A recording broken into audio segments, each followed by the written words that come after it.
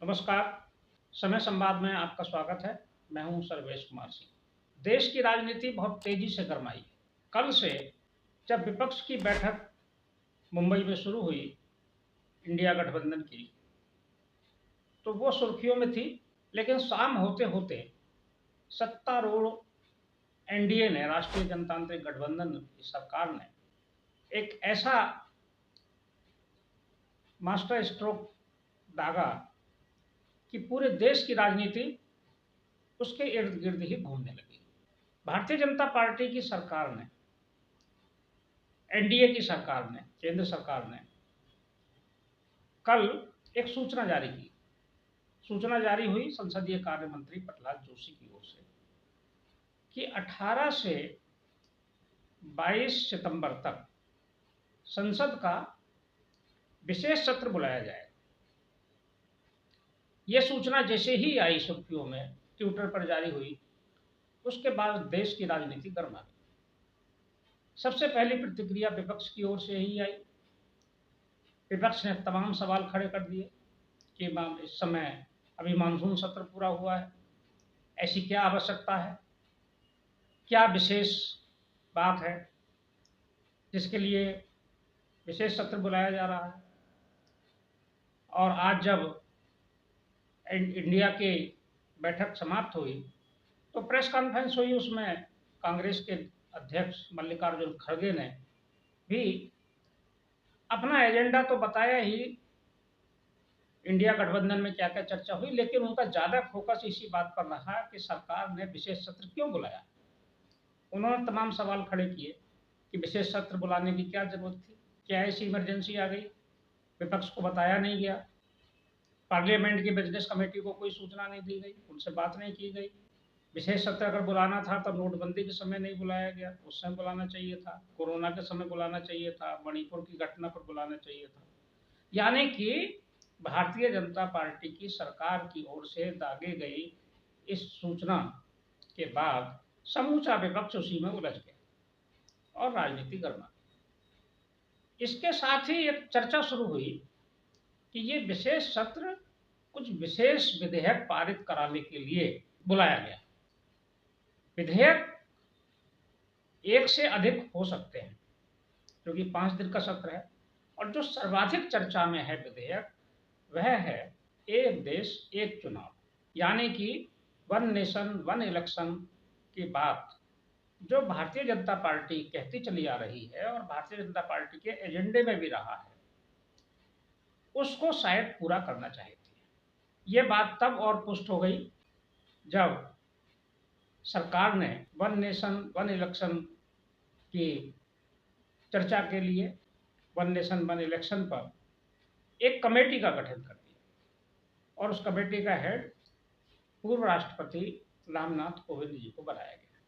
Committee के अन्य नाम अभी सामने नहीं आए हैं और उसकी समय सीमा भी निर्धारित कर दी गई कि 17 दिन में, यानी कि 1 सितंबर से 17 सितंबर तक इस कमेटी को अपनी रिपोर्ट भी प्रस्तुत करनी है।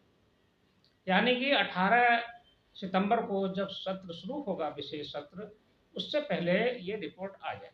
तो ये तो सुनिश्चित माना जा रहा है कि सरकार वन नेशन वन इलेक्शन का बिल लाने जा रही है।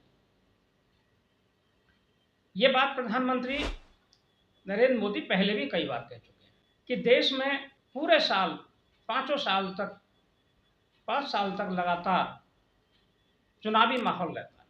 हर साल कहीं ना कहीं चुनाव होते हैं और इस पर बहुत ज़्यादा जनता का पैसा खर्च होता है और पूरी सरकारी मशीनरी चुनाव कराने में ही उलझी रहती है।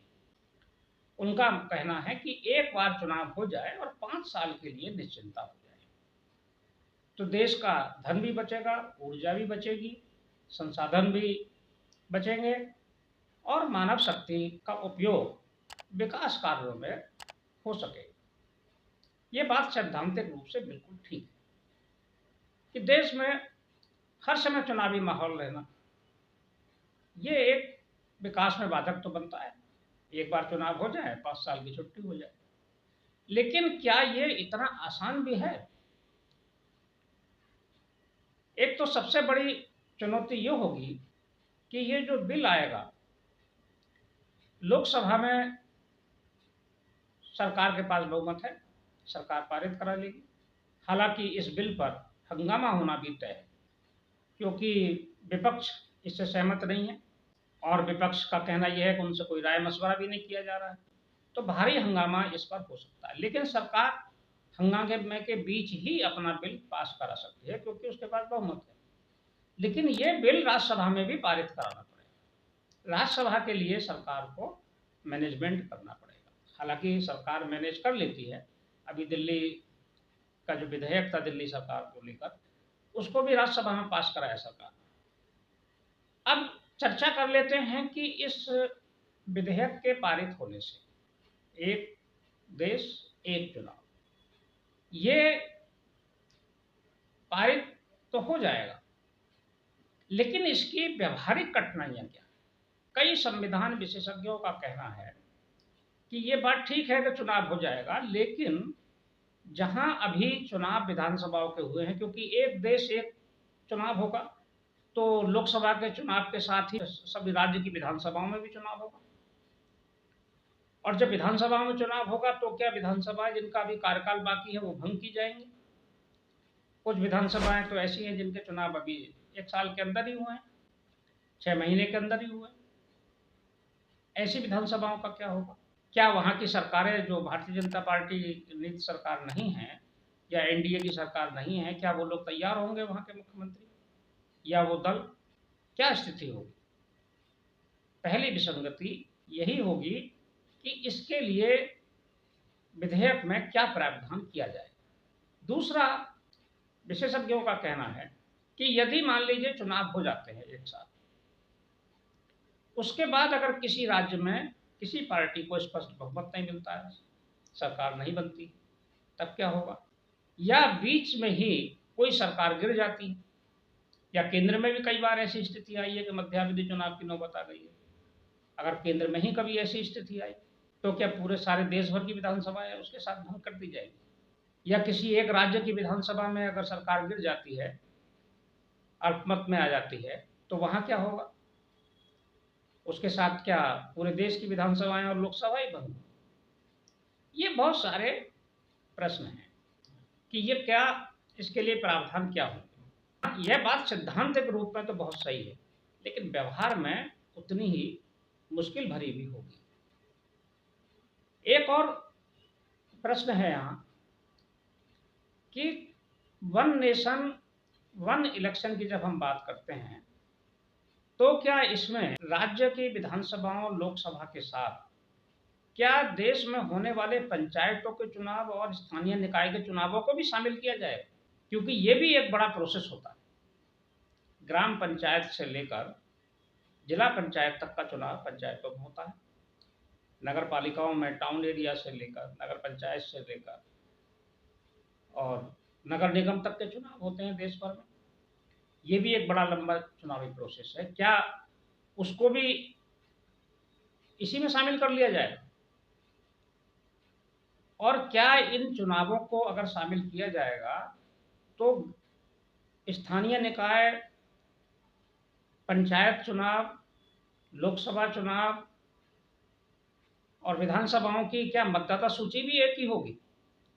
एक ये भी प्रोसेस करना पड़ेगा कि फिर केवल एक मतदाता सूची, बल्कि सरकार को जो करना चाहिए उसमें सबसे पहला काम तो यही करना चाहिए कि देश में एक मतदाता सूची हर चुनाव के लिए, इस पर काम करना चाहिए।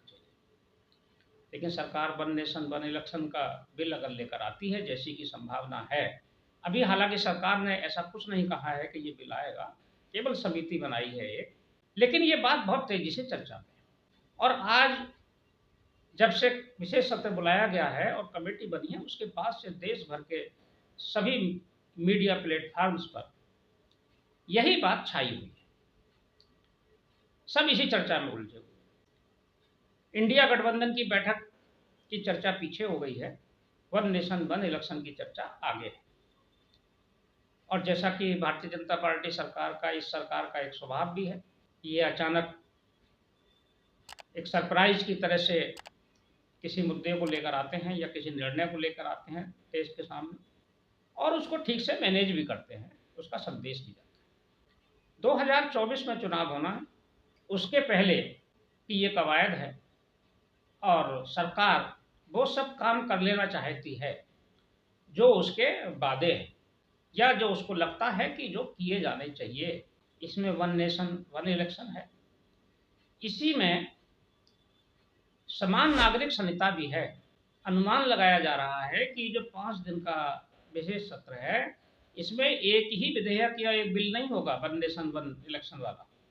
इसमें कई अन्य बिल होंगे, जिसमें एक बिल समान नागरिक संहिता भी हो सकता है, क्योंकि चुनाव से पहले सरकार इस काम को भी पूरा करना चाहती है, ताकि देश में सरकार कह सके कि उसने बहुत सारे वादे कर दिए जो जनसंघ के काल से पार्टी के नेता कहते रहे थे। इनकी पुरानी जो एक मांग थी कि राम जन्मभूमि का मंदिर बनाएंगे, वादा था, वो बन रहा है। जम्मू कश्मीर से धारा 370 और 35 से हटाएंगे, वो हट गई। और एक जो तीसरी सबसे बड़ी बात कही जाती थी या वादा किया था इस पार्टी के नेताओं ने, वह था कि देश में समान नागरिक संहिता लागू करेंगे। ये अभी बाकी है और इसे इसी सत्र में शायद इसको भी ले आया जाए। जानकारी है, सूत्रों से जो जानकारी मिल रही है वह ये भी है कि एक मुद्दा देश की आधी आबादी को प्रतिनिधित्व देने का लोकसभा और राज्य विधानसभाओं में, राज्य की विधानसभाओं में, यह भी मुद्दा काफी पुराना है। और भारतीय जनता पार्टी की सरकार, केंद्र में एनडीए की सरकार, ये भी श्रेय लेना चाहेगी कि महिला आरक्षण को भी इस सरकार ने मूर्त रूप दिया। महिला आरक्षण का मुद्दा भी या कोई बिल भी हो सकता है कि महिला आरक्षण पर भी बिल आ जाए और सरकार महिलाओं को लोकसभा और विधानसभाओं में आरक्षण दे दे। ये मुद्दा अगर आता है तो इस पर इंडिया गठबंधन में भी फूट पड़ सकती है, क्योंकि कांग्रेस सैद्धांतिक रूप से महिला आरक्षण के पक्ष में रही है। ऐसे में वो सरकार के इस बिल का विरोध कैसे करेगी, जबकि कई अन्य दल हैं, इसमें खास तौर से समाजवादी पार्टी, जनता दल, राष्ट्रीय जनता दल, ये लोग महिला आरक्षण पर सवाल उठाते रहे हैं कि महिला आरक्षण अगर लागू हो तो उसमें भी पिछड़ा आरक्षण लागू किया जाए।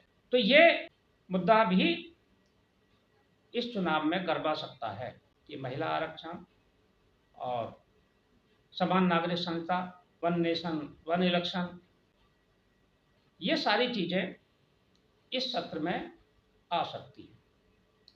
अगर ये आती हैं, हो सकता है कोई और विधेयक भी हो जिसकी चर्चा सार्वजनिक नहीं है।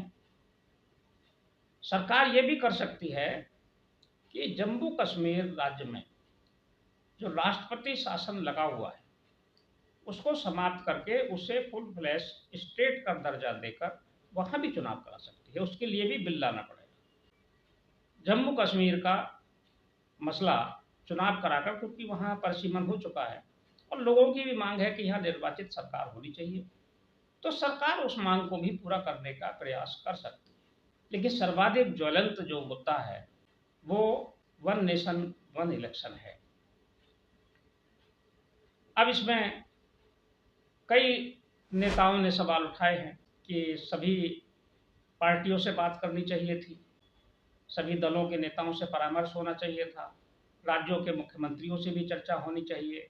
वो सब बातें ठीक है, लेकिन सरकार का काम करने का अपना तरीका है और सरकार को मालूम है क्या करना है और वो करेगी।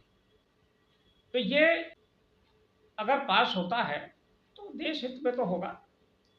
अगर हमारा धन बचता है तो ये देश हित ही है, लेकिन बस इसके प्राविधानों को देखना पड़ेगा कि उसको वो कैसे उसमें लागू करते हैं कि अगर एक विधानसभा कहीं भंग होती है या चुनाव की नौबत आती है तो उसमें कैसे उसको मैनेज किया जाए। अगर एक देश एक चुनाव का बिल आएगा तो उसके लिए ज़रूरी है कि देश में जो एक कानून लागू है, जन प्रतिनिधित्व कानून 1951, उसमें बदलाव करना पड़ेगा, क्योंकि इस कानून के अंतर्गत ही देश में चुनाव होते हैं। अच्छा है, देखते हैं कि 18 से जब सत्र शुरू होता है तो किस रूप में बिल आता है और क्या-क्या बिल आते हैं। समय संवाद में आज बस इतना ही, कल फिर मिलेंगे किसी एक खास विषय के साथ। तब तक के लिए मैं सर्वेश कुमार सिंह आपसे विदा लेता हूँ। नमस्कार।